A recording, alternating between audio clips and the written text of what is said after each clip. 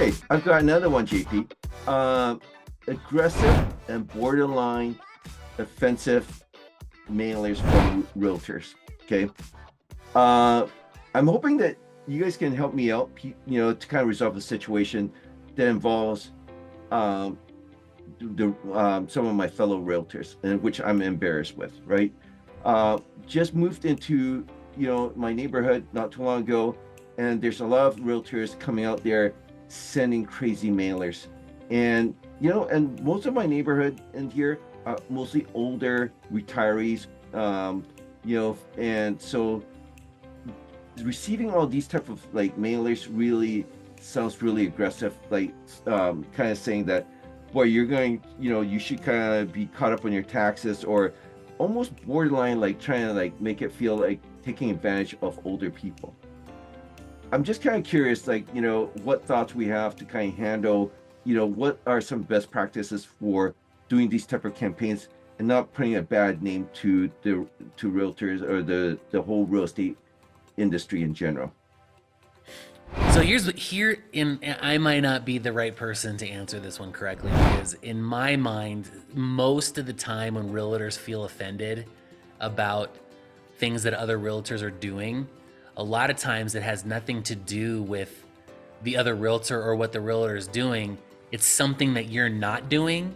And so you feel uncomfortable because it's something that you internally may or may, you don't feel comfortable doing it yourself. So therefore, you are projecting your feelings about the way other realtors are marketing. And that also means in a lot of ways is that you may not be where you want to be with your business. And therefore, if someone's thinking outside the box and they're sending out different styles of mailers or whatever it is to try to entice people to respond, because that's what it is you're trying to get direct response. So you send something directly to them, you try to get them to directly respond back to you directly. And so if you're feeling uncomfortable, what I would say is take a look at what you're not doing in your business to generate business. And I guess the other part of it is that if that particular brokerage encourages this type of behavior and you don't like it, then I would say that's a conversation you need to have with your broker, because if the broker is allowing this type of marketing to happen, then obviously he's in line with that type of marketing. And it kind of comes back to the conversation we had earlier, which is that you need to be in alignment with the brokerage that you're at. Yeah. And if that doesn't work for you, then you need to find a brokerage that works for you. And and that's kind of how I would feel. But I would also say, take a look at what you're not doing and maybe find a way that you can do something similar or even more outside the box to then help encourage your sphere of influence to then respond to some of the marketing that you're doing. So that's what I would say. I'm going to give a slightly different, I interpret that our audience a little bit different from his message. Okay.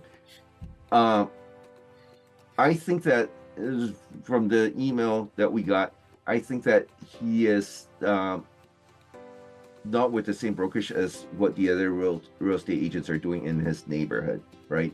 And he feels embarrassed, like you said.